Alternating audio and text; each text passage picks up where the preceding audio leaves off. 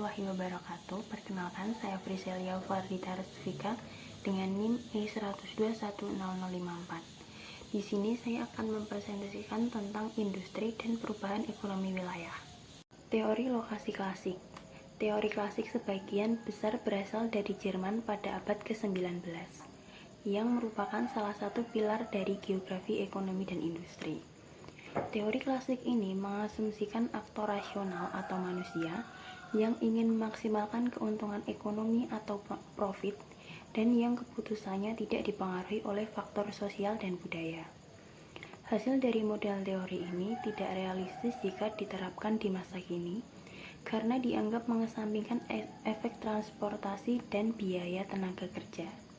Teori sewa lokasi.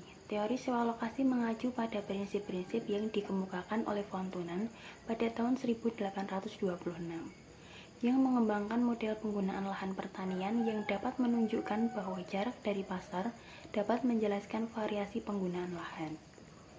Asumsi-asumsi ini mengembangkan teori sewa lokasi yang mengacu pada harga sewa tertinggi yang dapat ditawarkan petani untuk sebidang lahan.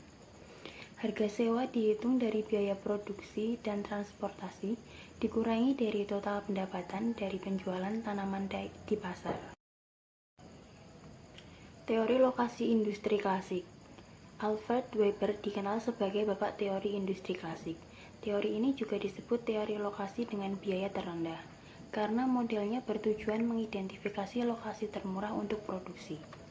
Hingga kini, prinsip teori lokasi dari Alfred Weber ini sebagian besar masih digunakan karena mampu menjelaskan secara luas mengapa perusahaan menempatkan operasi mereka di tempat yang mereka lakukan. Asumsi Weber sendiri memiliki beberapa masalah, yaitu pada permintaan yang tetap konstan dan tenaga kerja dianggap tidak bergerak atau berpindah. Pada kenyataannya, lokasi tenaga kerja bervariasi menurut waktu dan ruang. Seperti halnya kasus di Indonesia yang mana orang bersedia berpindah jauh untuk pekerjaan di kota besar yang menawarkan upah yang lebih tinggi. Selain itu, banyak tokoh-tokoh yang mengemukakan pendapatnya seperti August Loos pada tahun 1954 yang menyatukan prinsip dasar dari ide von Thunen dan Alfred Weber dengan karya Christaller. Lalu, Paul Krugman yang merupakan ahli teori perdagangan internasional yang menghidupkan kembali teori lokasi di bawah paradigma neoklasik dan memenangkan Nobel pada tahun 2008. Revolusi industri dan perubahan ekonomi dunia. Dua ciri utama revolusi industri yang berperan penting dalam merubah ruang ekonomi Eropa dan dunia, yaitu yang pertama, adanya peningkatan produktivitas yang sangat besar dan penurunan biaya transportasi yang luar biasa. Yang kedua, transformasi masyarakat pertanian dan pedesaan menjadi masyarakat industri dan perkotaan. Fordisme merupakan model dominan organisasi produksi efisien tinggi dari awal tahun 1913 hingga akhir 1960-an, dan dipandang sebagai faktor utama dalam peningkatan dramatis produktivitas di sektor manufaktur dan pembangkit industri pada abad ke-20. Peningkatan produktivitas dan penurunan biaya transportasi. Sektor transportasi mengalami perubahan yang paling menakjubkan selama revolusi industri. Perbedaan besar perekonomian antar negara mulai muncul ketika semua biaya terkait jarak mengalami penurunan drastis dan belum pernah terjadi sebelumnya dalam sejarah.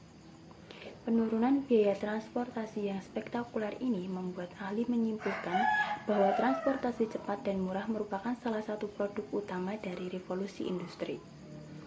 Jarak telah diperpendek dengan kecepatan yang menakjubkan. Biaya transportasi darat pada awal abad ke-19 masih sangat tinggi, sehingga sangat membebani harga komoditas. Setelah munculnya rel kereta api, banyak hal berubah secara dramatis. Sekian presentasi dari saya. Terima kasih. Wassalamualaikum warahmatullahi wabarakatuh.